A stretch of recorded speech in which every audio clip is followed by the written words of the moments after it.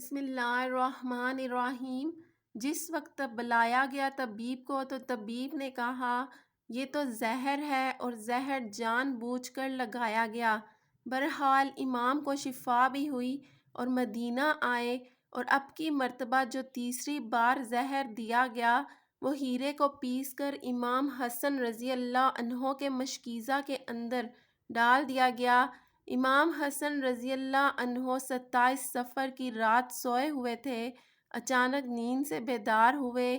حضرت زینب رضی اللہ عنہما عبادت میں مصروف تھیں۔ آپ نے نیند سے بیدار ہو کر حضرت زینب رضی اللہ عنہا کو آواز دی اور حضرت زینب امام کی طرف متوجہ ہوئیں۔ حضرت حسن رضی اللہ عنہ فرمانے لگے کہ میں نے خواب میں نانا جان اور امی اور ابا جان کو دیکھا کہ وہ مجھے جنت کی سیر کرواتے ہیں۔ میں نے نانا جان سے عرض کیا کہ کیا آپ میرے حالات سے باخبر ہیں؟ مجھے تماچے لگائے گئے، میرے پیروں تلے سے مسلح کھینچا گیا، کتنا ستایا گیا۔ میرے سامنے اس وقت مدینہ میں میرے والدین کو گالی دی جاتی ہے۔ یا رسول اللہ صلی اللہ علیہ وسلم، میں اس دور سے گزر رہا ہوں۔ آقا صلی اللہ علیہ وسلم نے فرمایا کہ صبر کرو، تم بہت جلد ہم سے آ کر ملنے والے ہو۔ امام حسن رضی اللہ عنہ نے ایک اور خواب دیکھا کہ آپ کی پیشانی پر قل ھو اللہ شریف لکھی ہوئی ہے۔ یہ خواب جب لوگوں نے سنا تو خوش ہوئے، لیکن آپ کے شاگرد سعید ابن مسیب نے سنا تو آپ نے فرمایا کہ مولا، اگر یہ خواب کی تعبیر پوری ہو گئی تو سمجھ لیجئے آپ بہت جلد دنیا سے جانے والے ہیں، کچھ ہی دن بچے ہیں۔ یہ خواب تو تھا ہی، سب لرزے ہوئے تھے۔ اس خواب نے اور لرزا دیا۔ امام حسن رضی اللہ عنہ نے کہا، بہن میں نے خواب دیکھا۔ حضرت زینب نے پوچھا کہ یہ کیسا خواب ہے؟ امام نے مشکیزہ لانے کا کہا، اور مشکیزے سے جب پانی پیا تو مشکیزے میں موجود جو ہیرا پیس کر ڈالا گیا تھا وہ آپ کے پیٹ میں چلا گیا۔ روایتوں میں آتا ہے، مورخین لکھتے ہیں کہ آپ کے کلیجے کے 72 ٹکڑے ہوئے، بعض نے لکھا کہ 80 ٹکڑے ہوئے، بعض نے لکھا کہ آپ کی آنتوں اور کلیجے کے 100 سے زیادہ ٹکڑے ہوئے۔ جب آپ کہہ کرتے تھے تو وہ ٹکڑے ہو کر گرتے تھے۔ سوچئے ذرا یہ ہیرا کیا ہوتا ہے، اس کو کانچ پر چلائیں تو کانچ کٹ جاتا ہے۔ یزید صرف قاتل حسین رضی اللہ عنہ ہی نہیں ہے بلکہ قاتل حسن رضی اللہ عنہ بھی ہے۔ اس پر تو سب اتفاق کرتے ہیں کہ سازش یزید کی تھی، لیکن زہر دیا کس نے، اس پر تاریخ خاموش ہے۔ حضرت مولانا حسن بریلوی رحمۃ اللہ نے ایک عورت کا نام لکھا ہے، لیکن مفتی جلال الدین رحمۃ اللہ اس پر خاموشی کا حکم دیتے ہیں۔ مورخین اس میں اتنے الجھے ہوئے ہیں کہ کوئی واضح موقف پیش نہیں کیا جاتا، لیکن پڑھے لکھے لوگ ہیں، ان کے لیے ایک بات ہے کہ زہر دینے والا کون ہے۔ جس وقت ٹکڑے ہو کر گرنے لگے تو امام نے حضرت حسین رضی اللہ عنہ کو بلانے کا حکم دیا تاکہ کچھ نصیحت کر دوں۔ حضرت حسین رضی اللہ عنہ آئے اور حالت دیکھ کر گلے مل کر خوب روئے۔ بھائی بتاؤ آپ کو زہر کس نے دیا؟ اس لیے کہ سید الصابرین کا نواسہ ہے۔ بھائی مجھے جس پر شک ہے، اگر وہی ہے تو اللہ بہترین انتقام لینے والا ہے، اور شک کی بنیاد پر کسی کو قتل نہیں کیا جا سکتا، کیونکہ میں نام لوں گا تو تم قتل کرو گے، اور شک کی بنیاد پر کسی کو قتل نہیں کیا جا سکتا۔ اللہ بہترین انتقام لینے والا ہے۔ جب امام حسن نے امام حسین کو نہیں بتایا کہ قاتل کون ہے تو حتمی طور پر کسی کے بارے میں یہ فیصلہ کر دینا کہ فلاں قاتل ہے، میں سمجھتا ہوں کہ یہ زیادہ مناسب نظر نہیں آیا۔ بہرحال جب صبح ہوئی اور لوگ جمع ہونے لگے تو اس وقت امام حسن نے کہا، حسین میرا چہرہ کیسا نظر آ رہا ہے؟ امام حسین رضی اللہ عنہ نے روتے ہوئے فرمایا، آپ کا چہرہ ہرا ہو گیا۔ مسکرا کر کہا، اس تکلیف میں مسکرایا ہے حسن جس تکلیف میں لوگ ساری خوشیاں لوگوں کی چھن جاتی ہیں۔ حسن مجتبیٰ نے جب سنا کہ میرا چہرہ ہرا ہو گیا تو فرمایا، حسین یاد ہے نانا کی حدیث معراج مکمل ہو گئی ہے؟ لوگوں نے پوچھا کہ حدیث معراج کیا ہے؟ فرمایا کہ جب میرے حضور صلی اللہ علیہ وسلم معراج پر گئے تھے اور ہماری پیدائش بھی نہیں ہوئی تھی تو نانا معراج پر جنت کی سیر کر رہے تھے، تو جنت میں 2 محل تھے، ایک ہرا تھا اور ایک لال تھا۔ اس وقت رضوان جنت نے کہا کہ یا رسول اللہ صلی اللہ علیہ وسلم، جاتے جاتے اپنے شہزادوں کے محل بھی دیکھ جائیں جن سے پوری جنت کا حسن دوبالا ہوتا ہے۔ حضور صلی اللہ علیہ وسلم نے فرمایا کہ یہ ہرا کس کا ہے اور لال کس کا ہے؟ کہا کہ لال تو حسین رضی اللہ عنہ کا ہے اور ہرا حسن رضی اللہ عنہ کا ہے۔ میرے حضور صلی اللہ علیہ وسلم نے پوچھا کہ رضوان یہ تو بتاؤ کہ حسن کا ہرا کیوں اور حسین کا لال کیوں؟ تو رضوان کی گردن جھک گئی اور آنکھوں میں آنسو آ گئے۔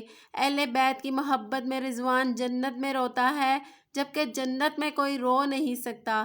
جنت وہ ہے جہاں رویا نہیں جاتا، لیکن یہ شہادت حسین ہے۔ اسے جب جب بھی یاد کیا جاتا ہے تو رضوان جنت بھی روتا ہوا نظر آتا ہے۔ رضوان کی عرض کرنے کی ہمت نہ ہوئی۔ حضرت جبرائیل علیہ السلام آئے اور عرض کی، یا رسول اللہ صلی اللہ علیہ وسلم، میں بتاتا ہوں، اللہ کے حکم سے یہ ہرا اس لیے ہے کہ حضرت حسن رضی اللہ عنہ کو زہر دیا جائے گا اور ان کا چہرہ اور جسم ہرا ہو جائے گا، اور حضرت حسین رضی اللہ عنہ کو کربلا میں شہید کیا جائے گا اور شہادت کی وجہ سے خون سے سارا جسم لال ہو جائے گا، اس لیے حسن کا ہرا اور حسین کا لال محل ہے۔ دیکھا حضور صلی اللہ علیہ وسلم کی یہ حدیث معراج پوری ہو رہی ہے۔ اس کے بعد حضرت حسن رضی اللہ عنہ نے لوگوں کو جانے کا حکم دیا اور گھر والوں کو ٹھہرنے کا کہا۔ اس وقت مولا حسن کے 3 یا 4 بیٹے تھے۔ ان بیٹوں میں سے ایک بڑا بیٹا تھا جس کی عمر صرف 7 سال تھی۔ وہ بڑا خوبصورت تھا اور نام قاسم تھا، اور ماں کا نام فروہ تھا۔ فروہ قاسم کے سر پر ہاتھ پھیرتی ہیں اور اپنے شوہر کی طرف دیکھتی ہیں، لیکن زبان سے کچھ کہہ نہیں سکتی تھی۔ جب سب لوگ چلے گئے، حتیٰ کہ کوئی نہ بچا، تو حضرت حسن رضی اللہ عنہ نے اپنے بازو پر بندھے تعویذ کو کھولنے کا حکم فروہ کو دیا۔ تعویذ کھولا اور کھول کر حضرت حسن نے کہا کہ میرے بیٹے قاسم کو میرے پاس لاؤ۔ اپنے ہاتھوں سے وہ تعویذ بیٹے کے بازو پر باندھ دیا اور فرمایا، بیٹا ایک وقت آئے گا جب تو شدید مصیبت میں گرفتار ہو جائے گا، اس وقت یہ تعویذ کھول کر دیکھ لینا۔ اس کے بعد حضرت حسین رضی اللہ عنہ کو بلا کر وصیت کی اور کہا، حسین صبر سے کام لینا، اور میری تمنا ہے کہ جس وقت میرا جنازہ اٹھے تو مجھے نانا کے قدموں میں دفن کر دینا۔ میں نانا کے قدموں میں دفن ہونا چاہتا ہوں۔ امام عالی مقام 28 صفر کو اور ایک روایت کے مطابق 29 صفر کو اور ایک روایت کے مطابق 5 ربیع الاول کو شہید ہو گئے، اس طرح سے کہ آپ کا پورا جسم ہرا ہو چکا تھا اور اندر کی آنتوں کے ٹکڑے قے کے صورت میں باہر گرے ہوئے تھے۔ حضرت حسن رضی اللہ عنہ کی شہادت ہوئی تو آپ کی تجہیز و تدفین کے لیے جنازہ اٹھایا گیا، لیکن یہ بھی طریقہ بدترین باب ہے کہ جب جنازہ باہر لے کر آئے اور حضور صلی اللہ علیہ وسلم کے روضے مبارک میں حضرت حسن رضی اللہ عنہ کو دفن کرنا چاہتے تھے تو بنو امیہ کہ وہ غلیظ، جسے دنیا مروان کہتی ہو، بدترین آدمی جس پر میرے آقا صلی اللہ علیہ وسلم نے لعنت کی تھی، اس نے کہا کہ میں ان کو دفن نہیں ہونے دوں گا۔ امام حسین رضی اللہ عنہ نے کہا کہ میرے بھائی کی وصیت ہے، میں دفن کروں گا، یہاں تک کہ مورخین نے لکھا کہ اس ظالم نے کمان سے تیر نکالا اور امام حسن رضی اللہ عنہ کے لاشے پر چلانا شروع کر دیا۔